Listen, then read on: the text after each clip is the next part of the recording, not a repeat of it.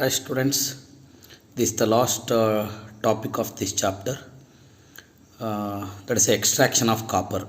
ಯಾಕೆಂದರೆ ಈಗ ಆಲ್ರೆಡಿ ನಾವು we are extract iron by pyrometallurgy, aluminium by electrometallurgy and silver by ಹೈಡ್ರೋಮೆಟಲರ್ಜಿ.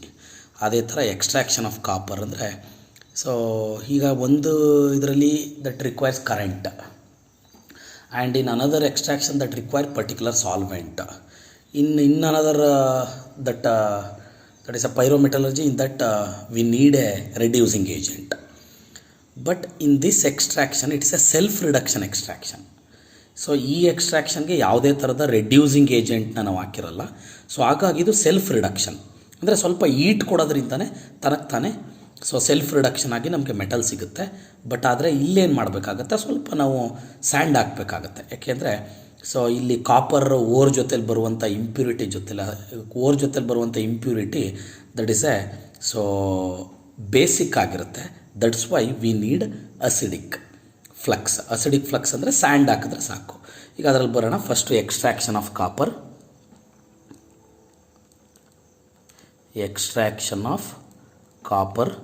So ಅದರಲ್ಲೀಗ extraction of copper ಅಂದರೆ copper containing ore select ಮಾಡಬೇಕು. Copper containing ore ಅಂದರೆ Cu2s, CuFeS2, Cu2O, that means copper glance ಅಂತ ಕರಿತೀವಿ. Copper pirate, ಯಾಕೆಂದರೆ ಇದೆಲ್ಲ already ನಿಮಗೆ ನೇಮ್ಗಳೆಲ್ಲ ಗೊತ್ತಿದೆ. And cuprites. ಇಲ್ಲಿ ನಾನು ಇವತ್ತು ಎಕ್ಸ್ಟ್ರಾಕ್ಷನ್ಗೆ ಕಾಪರ್ ಪೈರೇಟ್ನೇ ಸೆಲೆಕ್ಟ್ ಮಾಡಿದ್ದೀನಿ. ಈಗ ಕಾಪರ್ ಪೈರೇಟ್ ಅಂದರೆ it is a sulphide ore, ನಿಮ್ಗೆ ಆಲ್ರೆಡಿ ಗೊತ್ತಿದೆ. ಪುಲ್ವರೈಸ್ ಆದಮೇಲೆ ನೆಕ್ಸ್ಟು ಕಾನ್ಸಂಟ್ರೇಷನ್ ಮಾಡಬೇಕು. ಇದು ಸಲ್ಫೈಡ್ ಓರ್ ಆಗಿರೋದ್ರಿಂದ ಕಾನ್ಸಂಟ್ರೇಷನ್ಗೆ we use a froth flotation process. ಹೌದಾ? ಸಲ್ಫೈಡ್ ಓರ್ ಇಲ್ಲಿ ಫ್ರಾತ್ ಫ್ಲೋಟೇಷನ್ ಪ್ರೋಸೆಸ್ ಯಾವ ಥರ ಮಾಡಬೇಕು ಅಂತ ಅರ್ಲಿಯರ್ ಕ್ಲಾಸಲ್ಲೆಲ್ಲ ಕಲ್ತಿದ್ರಿ. ಇಲ್ಲಿ ಪ್ಯೂರ್ ಇಂಪ್ಯೂರಿಟೀಸ್ ಎಲ್ಲ ರಿಮೂವ್ ಆಗುತ್ತೆ. ನೆಕ್ಸ್ಟ್ ಇದಾದಮೇಲೆ ರೋಸ್ಟಿಂಗ್ ಮಾಡಬೇಕು. Next technique is a roasting. That is a very simple. Roasting ಅಂದರೆ CuFeS2 ನಿಮ್ಗೆ ಆಲ್ರೆಡಿ ಗೊತ್ತಿದೆ. ರೋಸ್ಟಿಂಗ್ ಯಾವ ಥರ ಮಾಡಬೇಕು, ಎಕ್ಸಸ್ ಆಫ್ ಏರ್ ಸಪ್ಲೈ ಮಾಡಿ ಬಿಲೋ ಟು ಇಟ್ಸ್ ಮೆಲ್ಟಿಂಗ್ ಪಾಯಿಂಟ್ಗೆ ಹೀಟ್ ಮಾಡಬೇಕು. ಎಕ್ಸಸ್ ಆಫ್ ಏರ್ ಸಪ್ಲೈ ಮಾಡಿದಾಗ we get Cu2s plus Fes plus SO2. ಇಲ್ಲಿ ಬ್ಯಾಲೆನ್ಸ್ ಮಾಡಬೇಕಾಗುತ್ತೆ. ನೀವು ಬ್ಯಾಲೆನ್ಸ್ ಮಾಡಬೇಕು ಅಂದರೆ 2Fes ಹಾಕಿದ್ರೆ ಬ್ಯಾಲೆನ್ಸ್ ಆಗುತ್ತೆ, 2SO2 ಹಾಕಿದ್ರೆ ಬ್ಯಾಲೆನ್ಸ್ ಆಗಿರುತ್ತೆ. ಆಯಿತಾ? And 2Fes2. ಇನ್ನು ಆಕ್ಸಿಜನ್ ಬ್ಯಾಲೆನ್ಸ್ ಮಾಡಬೇಕು. ನೀವು ಆಕ್ಸಿಜನ್ನ ಕೌಂಟ್ ಮಾಡ್ಕೊಂಡು ಬ್ಯಾಲೆನ್ಸ್ ಮಾಡಿ 2 2s 4. ಬ್ಯಾಲೆನ್ಸಿಂಗ್ ನೀವು ಬ್ಯಾಲೆನ್ಸಿಂಗಲ್ಲಿ ಫಾಲೋ ಅಪ್ ಮಾಡ್ಕೊಳ್ಳಿ.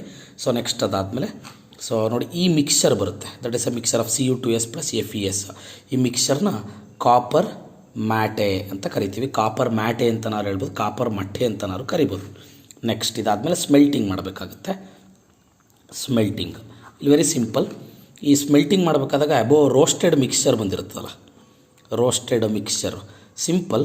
ಈ ರೋಸ್ಟೆಡ್ ಮಿಕ್ಸ್ಚರ್ ಅಂದರೆ Cu2s ಪ್ಲಸ್ Fes. ಆಯಿತಾ? ಯಾಕೆ ಸ್ಮೆಲ್ಟಿಂಗಲ್ಲಿ ಏನಾಗುತ್ತೆ, ರೋಸ್ಟೆಡ್ ಮಿಕ್ಸ್ಚರ್ ಮಾಡಿದಾಗ ಇದನ್ನು ಸ್ವಲ್ಪ ಹೀಟ್ ಮತ್ತು ಸ್ಯಾಂಡ್ ಹಾಕಿ ಹೀಟ್ ಮಾಡೋಕ್ಕೆ ಒಳಗಡೆಗೆ, ಜೊತೆಗೆ ಹಾಟ್ ಏರ್ನ ಪಾಸ್ ಮಾಡಿ, ಹಾಟ್ ಏರ್ ಪಾಸಸ್. ಆಗೇನಾಗುತ್ತೆ, ಈ ಮಿಕ್ಸರ್ ಚೆನ್ನಾಗಿ ರೋಸ್ಟ್ ಆಗಿ ಸ್ಮೆಲ್ಟ್ ಅಂತ ಚೆನ್ನಾಗಿ ಬರ್ನ್ ಆಗುತ್ತೆ. ಬರ್ನ್ ಆಗಿ ನೋಡಿ ಈ ಪಾರ್ಟ್ ಮಾತ್ರ ಕನ್ವರ್ಟ್ ಆಗುತ್ತೆ. ಯಾವುದು? Fes ಈ ಹಾಟ್ ಏರ್ ಜೊತೆ ರಿಯಾಕ್ಟ್ ಆಗಿ that gives rise to FeO plus SO2. FeO ಆಯಿತಾ? ನೋಡಿ ಇದೇ ಇಂಪ್ಯೂರಿಟಿ ಆ್ಯಕ್ಚುಲ್ ಆಗಿದ್ದು. This is a impurity. ನಮಗಿಲ್ಲಿ ಪ್ಯೂರ್ ಓರ್ ಆಗೇ ಉಳಿದಿದೆ Cu2s. ಆಮೇಲೆ ಈ ಇಂಪ್ಯೂರಿಟಿಗೆ ಏನು ಮಾಡಿ, Fesಗೆ ನಾವು ಸ್ಯಾಂಡ್ ಹಾಕಿರ್ತೀವಲ್ಲ, ಸ್ಯಾಂಡ್ ಅಂದರೆ ಫ್ಲಕ್ಸ್, ಅದು SiO2. ಈ FeO ಪ್ಲಸ್ SiO2 ಎರಡು ಕಂಬೈನ್ ಆಗಿ that gives rise to FeSiO3. That is a slag. ಇದು ಅಲ್ಲಿಗೆ ಸ್ಲ್ಯಾಗ್ ರಿಮೂವ್ ಆಯಿತು. ಅಂದರೆ ಇಲ್ಲಿ 100% ನಿಮಗೆ ರಿಮೂವ್ ಆಗಿಬಿಡೋದಿಲ್ಲ. ಲಿಟ್ಲು ಬಿಟ್ ಹಾಗೆ ಸ್ವಲ್ಪ ಉಳಿದಿರುತ್ತೆ. ಆ ಲಿಟ್ಲು ಬಿಟ್ಟನ್ನು ನೆಕ್ಸ್ಟ್ ಸ್ಟೇಜಲ್ಲಿ ಸ್ವಲ್ಪ ಸ್ಯಾಂಡ್ ಹಾಕಿ ತೆಗೆದಾಕ್ಬಿಡ್ಬೋದು. ಆಯಿತಾ? ಇಲ್ಲಿ ಮೆಜಾರಿಟಿ ಹೋಗಿದೆ. ಈಗ ನಮಗೆ ಪ್ಯೂರ್ Cu2s ಉಳ್ಕೊಂಡಿದೆ. ಈಗ ನೆಕ್ಸ್ಟ್ ಬೆಸಿಮರೈಸೇಷನ್ ಅನ್ನೋ ಪ್ರೋಸೆಸ್ ಮಾಡಬೇಕು. ಬೆಸಿಮರೈಸೇಷನ್ ಅಂದರೆ ಈಗ ಈ ಸ್ಮೆಲ್ಟಿಂಗ್ ಮಾಡಿರುವಂಥ ರಿಮೈನಿಂಗ್ ಪಾರ್ಟ್ ಉಳಿದಿರುತ್ತಲ್ಲ Cu2s ಓರು, ಇದನ್ನು ಈ ಬೆಸಿಮರ್ ಕನ್ವರ್ಟರ್ ಅಂತ, ಇದು ಬೆಸಿಮರೈಸೇಷನ್ ಮಾಡೋಕ್ಕೆ ಬೆಸಿಮರ್ ಕನ್ವರ್ಟರ್ ಬಳಕೆ ಮಾಡಿ. ಬೆಸಿಮರ್ ಕನ್ವರ್ಟರ್ ಬೇರೆ ಯಾವುದೂ ಅಲ್ಲ. ಇದು ಯಾವ ಥರ ಅಂದರೆ ಈ ಬ್ಲಾಸ್ಟ್ ಫರ್ನೆಸಲ್ಲಿ ನೀವು ಬಳಕೆ ಮಾಡಿದ್ದೀರಲ್ಲ, ಅದೇ ಥರ ಇದು ಕೂಡ ಬೆಸಿಮರ್ ಕನ್ವರ್ಟ್ರು ಹೈ ಟೆಂಪ್ರೇಚರ್ಗೆ ವಿತ್ಸ್ಟ್ಯಾಂಡ್ ಆಗುತ್ತೆ. ಈ ಸ್ಮೆಲ್ಟೆಡ್ ಮಾಡಿರುವಂಥ ನಮಗೆ ರಿಮೈನಿಂಗ್ ಮಿಕ್ಸ್ಚರ್ ಇದೆಯಲ್ಲ, ಸ್ಲ್ಯಾಗ್ ಎಲ್ಲ ತೆಗೆದು ರಿಮೈನಿಂಗ್ ಮಿಕ್ಸ್ಚರ್ ಉಳ್ಕತ್ತಲ್ಲ Cu2s ಮಿಕ್ಸ್ಚರು, ಈ CO2X ಮಿಕ್ಸ್ಚರ್ ಒಳಗಡೆ ಸುರೀರಿ. ಈ ಒಳಗಡೆ ಆ್ಯಡ್ ಮಾಡಬೇಕಾದಾಗ we add A little bit of and along with hot air. ಯಾಕೆಂದರೆ ಲಿಟ್ಲ್ ಬಿಟ್ ಆಫ್ ಸ್ಯಾಂಡ್ ಮತ್ತು ಹಾಟ್ ಏರ್ನ ಪಾಸ್ ಮಾಡೋದ್ರಿಂದ ಈ ಟ್ರೇಸಸ್ ಆಫ್ ಇಂಪ್ಯೂರಿಟಿ ರಿಮೂವ್ ಆಗದೇ ಉಳ್ಕಟ್ಟಿರುತ್ತಲ್ಲ, ಆ ರಿಮೂವ್ ಆಗದೇ ಉಳ್ಕೊಂಡಿರುವಂಥ ಟ್ರೇಸಸ್ ಆಫ್ ಇಂಪ್ಯೂರಿಟಿ ಮತ್ತು ಸೊ ಎಗೈನ್ ಇಲ್ಲಿ ಕಂಪ್ಲೀಟ್ ರಿಮೂವ್ ಆಗೋಗುತ್ತೆ. ಆಗ ಪ್ಯೂರ್ ಓರ್ ಉಳ್ಕೊಳ್ಳುತ್ತೆ, ಅದು ನಿಮ್ಗೆ ಗೊತ್ತಿದೆ. ಸೊ ಅಲ್ಲಿಗೆ ವಿತ್ ಲಿಟ್ಲ್ ಬಿಟ್ ಸ್ಯಾಂಡ್ ಅಬೋ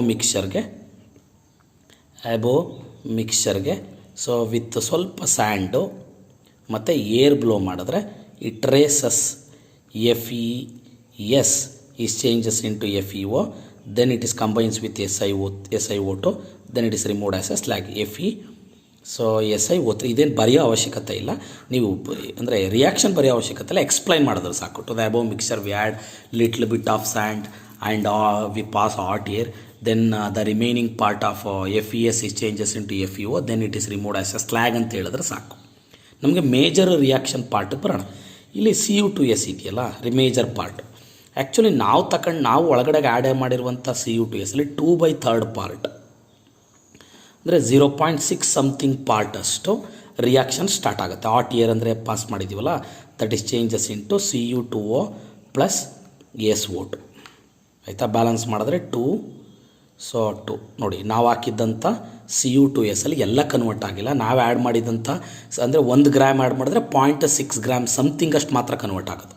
ಇನ್ನು ರಿಮೈನಿಂಗ್ 0.3 ಸಮಥಿಂಗ್ ಆಗೇ ಉಳಿದಿರ್ತದೆ. ಅದೇನಾಗುತ್ತೆ ಈಗ ಗೊತ್ತಾಗುತ್ತೆ ನಿಮಗೆ. ಈಗ ಏನಾಗುತ್ತೆ, ಈಗ ನಾವು ತಗೊಂಡಿದ್ದು 1 ಪಾರ್ಟ್ ತಗೊಂಡಿದ್ದು, 1 ಪಾರ್ಟಲ್ಲಿ 2/3 ಪಾರ್ಟು CO2S ಏನಾಯಿತು, CO2O ಕನ್ವರ್ಟ್ ಆಯಿತು. ಇನ್ನು ರಿಮೈನಿಂಗ್ ಪಾರ್ಟ್ ಉಳಿದಿದೆಯಲ್ಲ, ಆ ರಿಮೈನಿಂಗ್ ಪಾರ್ಟ್ ಜೊತೆಲಿ ಈ ಪಾರ್ಟು ಎಗೈನ್ ರಿಯಾಕ್ಟ್ ಆಗುತ್ತೆ. ಕನ್ವರ್ಟ್ ಆಗಿರೋ ಪಾರ್ಟು ಆ ರಿಮೈನಿಂಗ್ ಪಾರ್ಟ್ ಜೊತೆಲಿ ರಿಯಾಕ್ಟ್ ಆಗಿ ನಮಗೆ ಕಾಪರು ಹೊರಗಡೆ ಬರುತ್ತೆ. ಬ್ಯಾಲೆನ್ಸ್ ಮಾಡೋದಾದರೆ 6. ಆಯಿತಾ, ನೋಡಿ ಯಾವ ಥರ ನಾವು ತಗೊಂಡಿದ್ದಂಥ 1 ಪಾರ್ಟಲ್ಲಿ 2/3 part that is changes into oxide.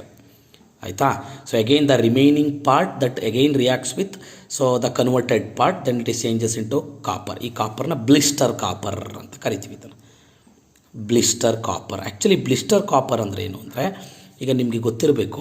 So ಲಾಸ್ಟಲ್ಲಿ ಈಗ ಅನ್ನ ಆಗಬೇಕಾದಾಗ ಎಂಡಲ್ಲಿ ಸೊ ಮೇಲ್ಗಡೆ ಬಬಲ್ಸ್ ಥರ ಫಾರ್ಮೇಷನ್ಸ್ ಆಗುತ್ತೆ ಕುದೀತಾ ಇರಬೇಕಾದ್ರೆ.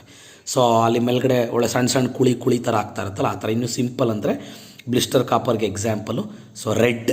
ಈಗ ನಾವೇನಾರ ಮೇಲ್ಗಡೆ ಯಾವುದಾದ್ರು ಇಫ್ ಇನ್ ಕೇಸ್ ನಾವು ಯಾವುದಾದ್ರು ಹುಳ ಏನಾದ್ರು ಕಚ್ಚಿದಾಗ ನಮಗೆ ಇಚ್ಚಿಂಗ್ ಆದಾಗ ನಾವು ಸ್ಕಿನ್ನನ್ನು ಚೆನ್ನಾಗಿ ಅದನ್ನು ಅದು ರೆಡ್ ರ್ಯಾಷಸ್ ಆಗಿದ್ದು ಮೇಲ್ಗಡೆ ನಮ್ಮ ಒಂದು ಸ್ಕಿನ್ ಬಬಲ್ಗಳು ಕಾಣ್ತಾ ಇರ್ತಾವಲ್ಲ, ಆ ಥರ ಇರ್ತದೆ ಬ್ಲಿಸ್ಟರ್ ಕಾಪರ್ ಅಂದರೆ.